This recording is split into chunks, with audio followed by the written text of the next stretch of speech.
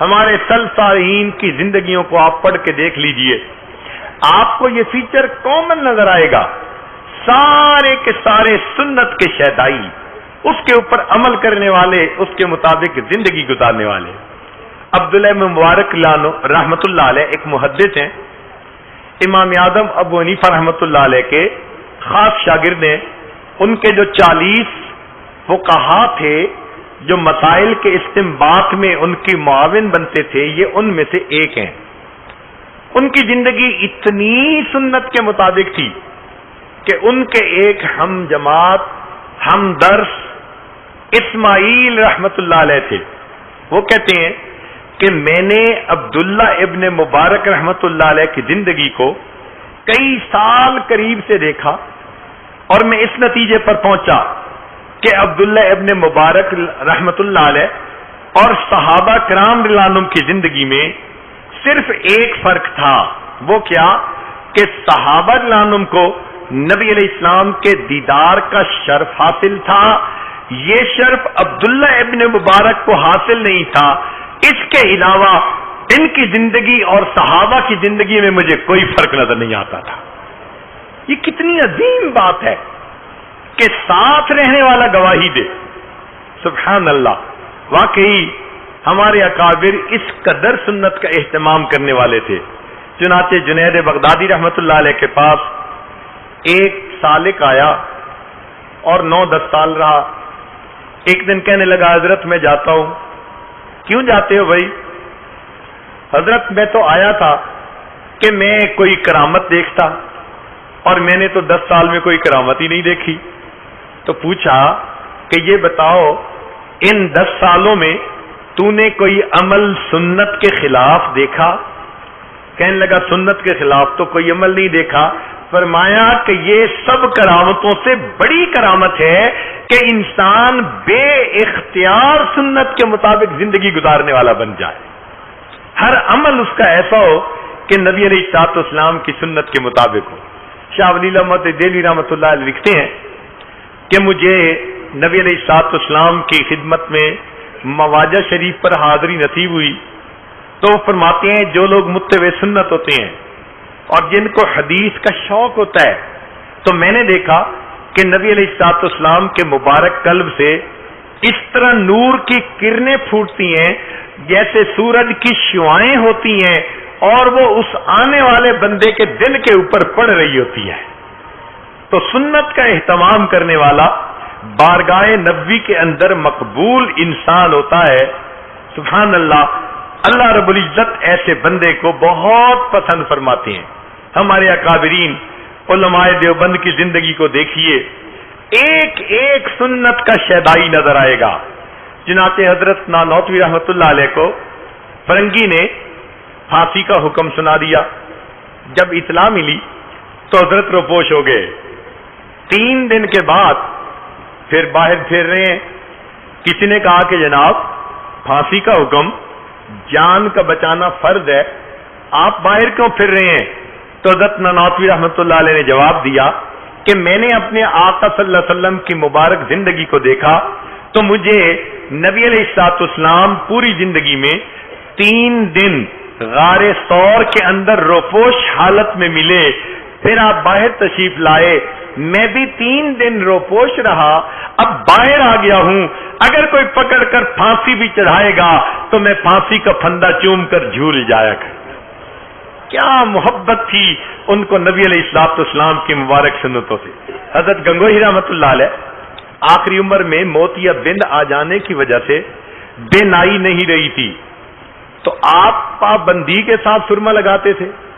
کسی نے کہا جناب سرما تو لگاتے ہیں بینائی بڑھانے کے لیے، تیز کرنے کے لیے، اور آپ کی تو بینائی ہے ہی نہیں۔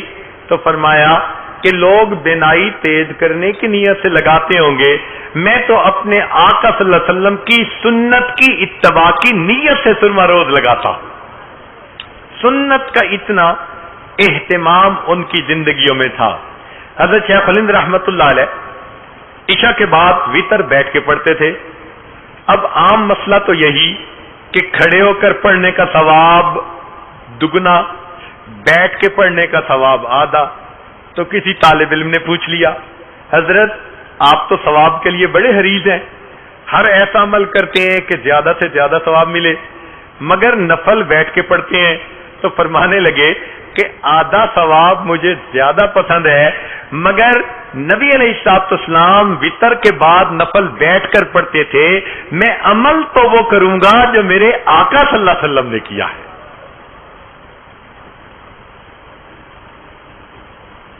چنانچہ حضرت مولانا حسین احمد مدنی رحمۃ اللہ علیہ جب تشریف لائے مدینہ طیبہ سے تو دارالعلوم دیوبند میں ایک باغیچہ تھا دارالحدیث کے بالکل سامنے۔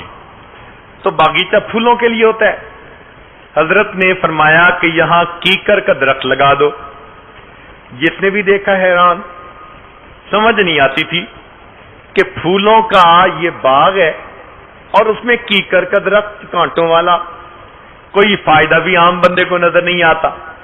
تو کسی طالب علم نے پوچھا، حضرت آپ نے کیکر کا درخت لگوانا کیا حکم دیا؟ فرمایا ہاں۔ اس نے پوچھا کہ حضرت وجہ کیا ہے؟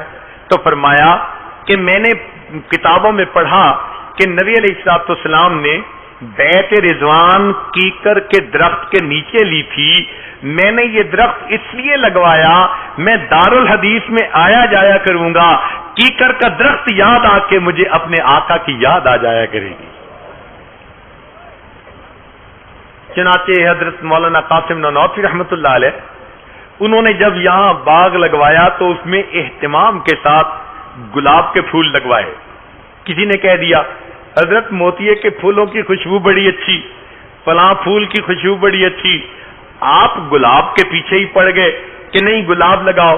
فرمانے لگے میں اس لیے کہہ رہا ہوں کہ میں نے کتابوں میں پڑھا ہے نبی علیہ الصلوۃ والسلام کے مبارک پسینے سے جو خوشبو آتی تھی، گلاب کی خوشبو آپ صلی اللہ علیہ وسلم کے پسینے سے سب سے زیادہ قریب ملتی ہے، اس لیے میں گلاب کا خوشبو یہاں لگوانا چاہتا ہوں۔ سبحان اللہ، ہر کام میں نبی علیہ الصلوۃ والسلام ان کے سامنے رہتے تھے۔ مولانا یحییٰ رحمۃ اللہ علیہ جو حضرت شیخ الحدیث رحمۃ اللہ علیہ کے والد گرامی ہیں، وہ فرمایا کرتے تھے کہ اگر کوئی بندہ سنت کے مطابق پاخانہ کر لے گا اس کو اتنا ثواب ملے گا کہ خلاف سنت نفلیں پڑھنے پر بھی اس کو وہ ثواب نہیں مل سکتا۔